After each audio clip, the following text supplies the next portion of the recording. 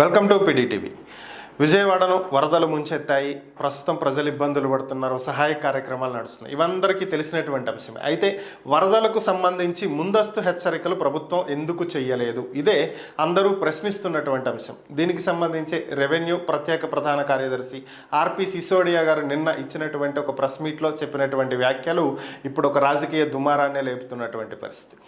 ఇక్కడ ఆయన మాట్లాడినటువంటి వ్యాఖ్యలకు సంబంధించి ఈరోజు మనతో విశ్లేషించడానికి ప్రముఖ రాజకీయ విశ్లేషకులు పురుషోత్తం రెడ్డి గారు మనతో ఉన్నారు. ఆయనతో మాట్లాడదాం. నమస్తే పురుషోత్తం రెడ్డి గారు. చరణ్ గారు నమస్తే సార్. ఆర్పి సిసోడియా గారు మాట్లాడుతూ మాకు 24 గంటల ముందు వరద వస్తుందని తెలుసు, కానీ లంక గ్రామాల్లో కావచ్చు, ఇక్కడ కావచ్చు, ప్రజలు ఇళ్ళు వదిలిపెట్టి రావటానికి ఇష్టపడరు. అలాగే 2 లక్షల పైనున్నటువంటి జనాభాని తరలించటం అనేది, అలాగే పునరావాస కేంద్రాలకు పంపించడం అనేది ప్రభుత్వానికి కష్టం, ఇవాక్యువేట్ చెయ్యలేము, అందుకనే మేము హెచ్చరించలేదు అనేది ఆయన చెప్తున్నటువంటి వార్తలు. ఇవి ఎంతవరకు సమంజసం అనుకోవాలి? ఒకటి, వారు మాట్లాడేటప్పుడు టంగ్ స్లిప్ అయ్యి మాట్లాడారా ఏంటో తెలియదు, కానీ వారు మాట్లాడడం కరెక్ట్ కాదు. మనం భారతదేశంలో ఉన్నాము. ఒకవేళ 2 లక్షల మందిని తరలించే కెపాసిటీ ప్రభుత్వం వారు చెప్పింది నిజం అయితే పక్క రాష్ట్రాల సహాయం తీసుకోవచ్చు, దేశం ఇన్వాల్వ్ అవుతుంది. ఇప్పుడు కొన్ని సందర్భాల్లో అసాధారణ పరిస్థితులు ఏర్పడినప్పుడు, కరోనా వచ్చింది, తీవ్రమైన పడినప్పుడు మొత్తం లాక్డౌన్ పెట్టేసి చేయలేదా దేశంలో? ప్రాణాలకు ముప్పు వచ్చేటప్పుడు, ప్రజల భవిష్యత్తు అంధకారంలో పెట్టేటప్పుడు ఏ చర్యకైనా వెళ్ళొచ్చు. ఆ శక్తి సామర్థ్యాలు ఈ దేశానికి ఉన్నాయి. ఒకవేళ రాష్ట్రానికి కెపాసిటీ తక్కువ ఉంటే దేశం సహాయం కోరి ఉండొచ్చు. కోరి ఇన్ టైంలో చేయలేకపోతే అది వేరే సంగతి. కాబట్టి అది వారు ఆ వ్యాఖ్య చేసి ఉండాల్సింది కాదు. అయితే ఈ ప్రభుత్వం మొట్టమొదటి అంశం ఏంటంటే, ఒక 3 దశలు ఉంటాయి. ఏది వరదలు కానీ ప్రకృతి వైపు, ముఖ్యంగా వరదలు వచ్చినప్పుడు మొదటి దశ ఏంటంటే ప్రివెంటివ్ చర్యలు. అంటే వరదలు వస్తాయని ఊహించుకొని, అంటే అంచనా వేసుకొని ఏజెన్సీలు ఇచ్చిన హెచ్చరికలతో ఎక్కడి వరకు అయితే వరద వస్తుందో అక్కడి వరకు ప్రజల్ని రిలీఫ్ సెంటర్లకు పంపించేయడం. రెండోది, వరదలు వచ్చినప్పుడు ప్రజలకి అండగా నిలబడడం, రెస్క్యూ ఆపరేషన్ చేయడం, వాళ్ళకి సహాయ చర్యలు చేయడం. అయిపోయిన వెంటనే ఈ బురదలు ఇవన్నీ కొట్టేసి వాళ్ళకి ఇల్లు పోయిన వాళ్ళకి ఇల్లు కట్టించడం, తిరిగి పునరావాసాలు వాళ్ళకి నీట్గా చేయడం. ఈ 3 దశలు ఉంటాయి. ఇప్పుడు 2వ దశలో ఉన్నాం. వరదలు వచ్చేసినాయి, కష్టాల్లో ఉన్న ప్రజల్ని ప్రభుత్వం తన వంతు పాత్ర పోషిస్తూ ఉంది, సమాజం కూడా. కానీ ప్రభుత్వం మీద వస్తున్న ప్రధాన విమర్శ ఏంటంటే, ఫస్ట్ స్టెప్ విషయంలో కొన్ని పొరపాట్లు జరిగినాయి. అంటే సిసోడియా యాక్ట్లు కూడా దాన్ని బలపరిచేట్టుగా ఉన్నాయి. అంటే జనరల్గా కృష్ణానదికి సంబంధించినంత వరకు నది, వాగు 2 వేరువేరుగా ఉంటాయి. నదికి ఒక రూట్ ఉంటుంది, దానికి ఒక చరిత్ర ఉంటుంది. అంటే ఈ మనకు కృష్ణానది ఎక్కడ మహారాష్ట్రలో పుడుతుంది, కర్ణాటకలో కొన్ని డ్యాములు, మహారాష్ట్రలో కొన్ని డ్యాములు, తెలంగాణలో డ్యాములు, రాయలసీమలో డ్యాములు, నాగార్జున సాగర్ దాటుకొని విజయవాడ దగ్గర ప్రకాశం బ్యారేజ్ దాటుకొని అంశల దీవి దగ్గర సముద్రంలో కలుస్తుంది. దానికి రూట్ కరెక్ట్గా ఉంటుంది. రెండోది, ఒక డ్యామ్ నుంచి ఎత్తి తప్ప ఇంకో డ్యామ్కి పోవు. ఇప్పుడు జోరాల దగ్గర గేట్లు ఎత్తేనే శ్రీశైలంకి వస్తాయి, శ్రీశైలం గేట్లు ఎత్తే నాగార్జున సాగర్, మధ్యలో కొన్ని వాగులు అవి వస్తాయి. కానీ తెలిసిపోతుంది, జోరాల దగ్గర గేట్లు ఎత్తిన వెంటనే శ్రీశైలంకి అలర్ట్ చేస్తారు. ఇన్ని వేల క్యూసెక్లు వదులుతున్నాం, ఇంత త్వరగా శ్రీశైలంకి వస్తుంది, తగిన చర్యలు తీసుకోండి. శ్రీశైలం నుంచి నాగార్జున, ఇట్లాంటి ఏర్పాట్లు వాగుల్లో ఉండవు. వాగులకు ఒక పద్ధతి పాడు ఉండదు, అది చాలా డిస్టర్బ్డ్గా ఉంటాయి. రెండోది, వాగులు చాలా దగ్గర ప్రాంతం నుంచి వర్షాలు పడతాయి. కృష్ణానది చెప్పాను కదా, మహారాష్ట్రలో స్టార్ట్ అయ్యి వస్తూ ఉంటుంది. ఈ వాగులు 100 కిలోమీటర్ల చుట్టూనే ఉంటాయి. ఇప్పుడు బుడమేరు వాగు కానీ, కొండవీటి వాగు కానీ, ఇంకా కొన్ని వాగులు విజయవాడ చుట్టూ 100 కిలోమీటర్లు 50 కిలోమీటర్ల చుట్టూనే ఉంటాయి. అట్లే ఖమ్మం జిల్లా వచ్చినటువంటి వాగు కూడా. ఇవన్నీ ఈ వాగులన్నీ చాలా, ఖమ్మం నుంచి అయితే 100 కిలోమీటర్ల దూరమే. ఇంకా బుడమేరు అయితే హార్ట్ ఆఫ్ సిటీలో ఉంటున్నాయి.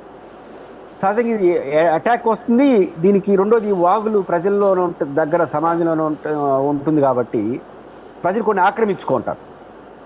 ఈసారి కృష్ణకు వచ్చిన ప్రమాదం ఏంటంటే, ఒకేసారి కృష్ణా నది, ఒకేసారి బుడమేరు, ఒకేసారి వాగులు, ఒకేసారి ఖమ్మం నుంచి వచ్చినటువంటి మున్నేరు వాగు, అన్నీ ఒకేసారి వచ్చినాయి. ఇందువల్ల హైయెస్ట్ లెవెల్ వచ్చేసింది.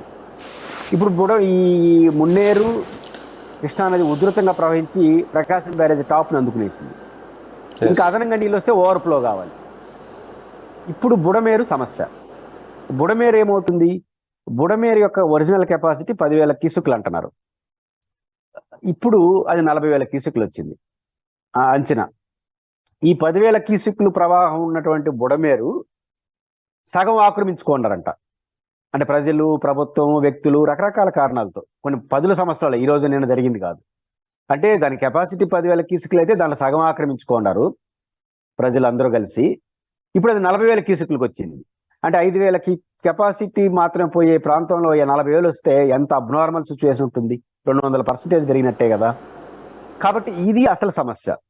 ఇప్పుడు ప్రభుత్వం ఏం చేసి ఉండాలంటే, వాతావరణ హెచ్చరికలు వచ్చిన వెంటనే ప్రభుత్వం విజయవాడకు ఒక అనుభవం కూడా ఉంది. మిగతా ప్రాంతాలు మా తిరుపతి, రాయలసీమ ప్రాంతాల్లో చాలా పరిమితమైన వర్షపాతం ఉంటుంది.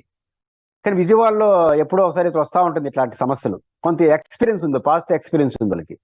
ఏం చేయాలి ప్రభుత్వం అంటే, వరద హెచ్చరిక వచ్చిన వెంటనే బుడమేరుకి హెచ్చరిక వచ్చింది అనుకోండి, బుడమేరు ప్రీవియస్ హిస్టరీలో ఎంతమంది ప్రజల్ని రెస్క్యూ చేశాము, అంటే రెస్క్యూ అంటే బయటికి పంపించేసినాము, దాని ఎండ్ కెపాసిటీ హైయెస్ట్. ఇప్పుడు కూడా ఈ రోజు చేయాల్సిందని ఏంటంటే, చరిత్రలో టాప్ మోస్ట్ ఏం చేసామో దాని లెక్క తీసుకుంటారు.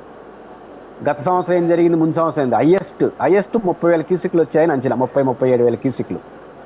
ఇప్పుడు ఏం చేయాలి మనం?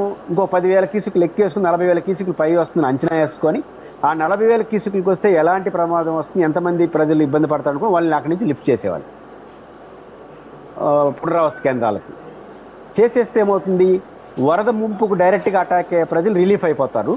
మళ్ళీ పైకి వస్తుంది జనాని మీదకి, అప్పుడు మన రిలీఫ్ ఈజీ అయిపోతుంది. ఇప్పుడు వరదలో కొట్టుకోబోయని కాపాడాలంటే 1కి 100 మంది కావాలి.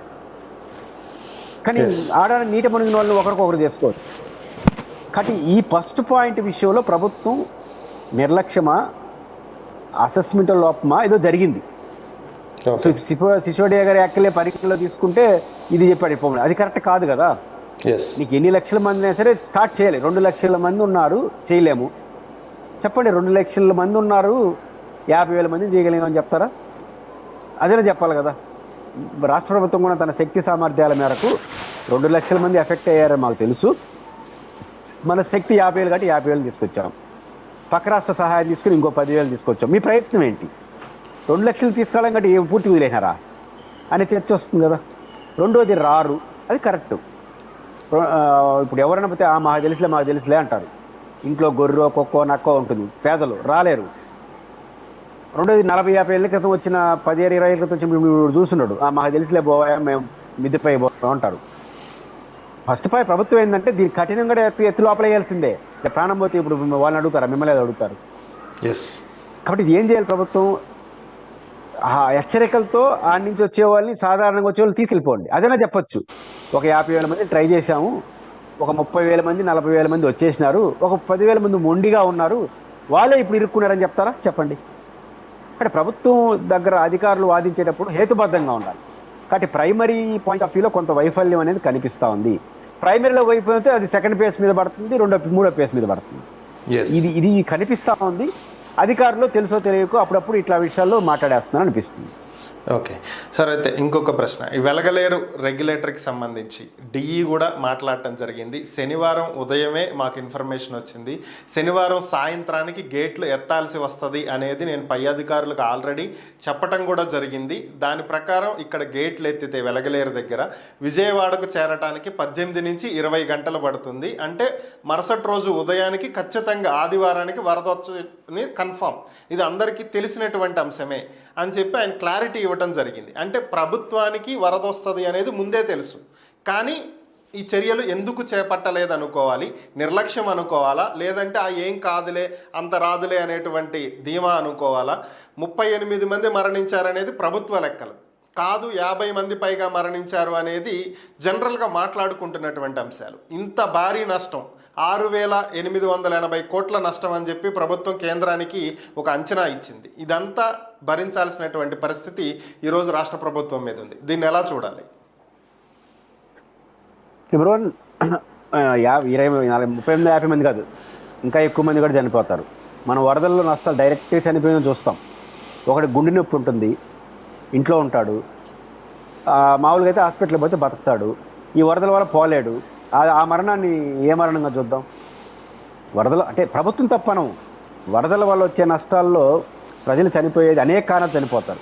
ఇప్పుడు ఒక హాస్పిటల్ ఉంటుంది, ఆక్సిజన్ అన్నీ ఆగిపోయింది, అక్కడ 10 మంది చనిపోయారు అనుకోండి, దాన్ని దేని కింద లెక్కేద్దాం? కొట్టుకుపోయినోడే కాదు కదా.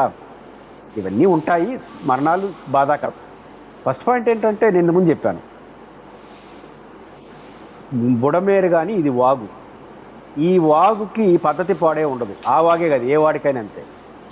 ఇప్పుడు వాళ్ళు ఎంత వస్తుందో చెప్పలేరు. మేము గేట్ ఎత్తాల్సి వస్తుంది, పరివాహ ప్రాంతాలు చూసుకోండి అని చెప్పేస్తారు. ఎంత వస్తుందో చెప్పలేరు, ఎందుకంటే వాళ్ళ దగ్గర లేదు కదా. ఎస్. ఇప్పుడు శ్రీశైలంలో గేట్లు ఎత్తారనుకోండి, 2 గేట్లు ఎత్తి 10,025 క్యూసెక్లు పంపుతాము. ఇది నాగార్జున సాగర్కి వచ్చేసరికి ఈ టైం పడుతుంది, బి అలర్ట్.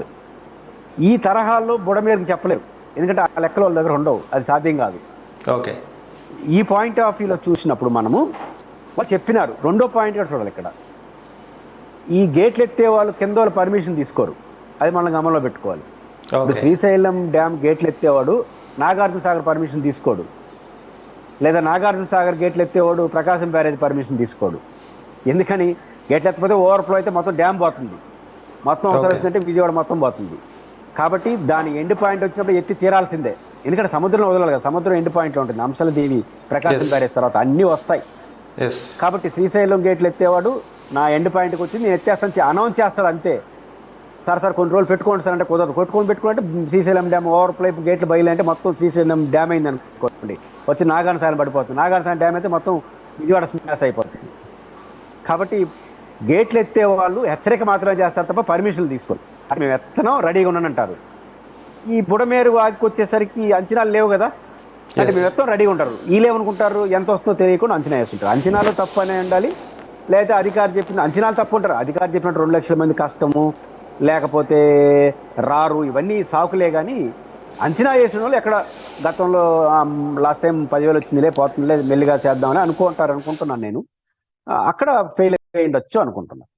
ఓకే సార్, చివరిగా ఒక ప్రశ్న. ఏపీ ప్రభుత్వం 6,880 కోట్ల రూపాయల వరద నష్టం అంచనా అనేది కేంద్ర ప్రభుత్వానికి నివేదికలు ఇచ్చింది. మరి తక్షణ సహాయం కింద కేంద్ర ప్రభుత్వం ఎంత విడుదల చేయొచ్చు? ఈ వరద సాయం మనకి ఎంతవరకు ఏపీకి వచ్చే అవకాశం ఉంది? ఈ 6,000 కోట్లలో ఎంతవరకు భర్తీ అవ్వగలిగే అవకాశాలు ఉన్నాయి? ఇప్పుడు 6,000 కోట్లు అనేది ప్రభుత్వానికి వచ్చిన నష్టం, అంటే విద్యుత్ శాఖ వాళ్ళు లెక్కలు చెప్పారు. ప్రజలకు వచ్చిన నష్టం నాకు తెలిసి 10,000 కోట్ల పైన నష్టం జరిగి ఉంటుంది. ఇప్పుడు మీ ఇల్లు మా ఇల్లుకి వచ్చిన నష్టం ఎవరు ఏ లెక్కలు వేశారు? ప్రభుత్వం ప్రాథమిక అంచనా అనేది, ఇదేం మొత్తం అంచనా. ఇట్లా రాష్ట్ర ప్రభుత్వం కూడా నాకున్న అవగాహన మేరకు 10 రూపాయలు ఎక్కువ అడుగుతుంది, ఏ ప్రభుత్వం అయినా. కానీ అడిగినంత ఎవరు, అది కూడా క్లియర్. అయితే ఈ విషయంలో కేంద్ర ప్రభుత్వం అంత సరిగ్గా వ్యవహరించలేదని చెప్పాలి. ఎందుకంటే ఇంత తీవ్రమైన నష్టం జరిగినప్పుడు అట్ ఇమీడియట్ ఎఫెక్ట్ ఇది జాతీయ విపత్తుగా ప్రకటించాలి. ఇంతవరకు ప్రకటించలేదు.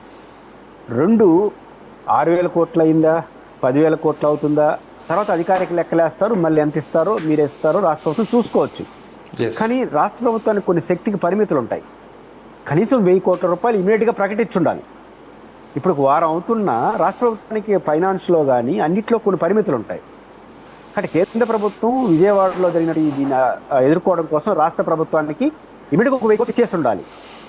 ఆ తర్వాత అంచనాలు వేసి మీరెంత ఇస్తారు, ఏజెన్సీలు ఎంత ఇస్తాయి, రాష్ట్ర ప్రభుత్వం ఎంత చేసుకోవాలి, దట్ ఈస్ డిఫరెంట్. కాబట్టి ఈ 2 చేయకపోవడం దుర్మార్గం. నేషనల్ క్యాబినెట్గా ప్రకటించాలి, అదేవిధంగా కనీసం 1,000 కోట్లు ఇచ్చిండాలి. తెలుగుదేశం పార్టీ కూడా మేము ఇంకా అంచనాలు పంపలేదు అనే దాన్ని ఆ టోన్ వినిపిస్తూ ఉంది. అంచనా ఎప్పుడు కూడా ఫస్ట్ ఎవరు మాకు ఫస్ట్ ఆఫ్ ఆల్ రాష్ట్ర ప్రభుత్వం అడగాల్సింది ఏంటంటే 1,000 కోట్లు ఇవ్వండి, ఇది జాతీయ విపత్తుగా ప్రకటించండి. ఈ మాట అంచనాలు మేము ఇంకా అంచనాలు ప్రకటించలేదని మీరు అంటున్నారంటే సర్టిఫై చేస్తున్నారా కేంద్ర ప్రభుత్వానికి ఇవ్వకపోవడాన్ని? ఇది చాలా తప్పు. అంచనాల తర్వాత చేస్తున్నారు. ఫస్ట్ మీరు చేయాల్సింది మాకు భారీ నష్టం జరిగింది, 1,000 కోట్లు ఇవ్వండి, నేషనల్ కలామిటీగా ప్రకటించండి, 2 చెప్పాలి. ఇంతవరకు చెప్పకపోవడం కరెక్ట్ కాదు, వాళ్ళు ఇవ్వకపోవడం కరెక్ట్ కాదు. ఖచ్చితంగా ఇప్పటికైనా కేంద్ర ప్రభుత్వం ఆ 2 స్టెప్స్ తీసుకుంటే మంచిది. Okay, thank you Purushottam Reddy గారి అంశాల మీద మీ విశ్లేషణ అందించినందుకు ధన్యవాదాలు.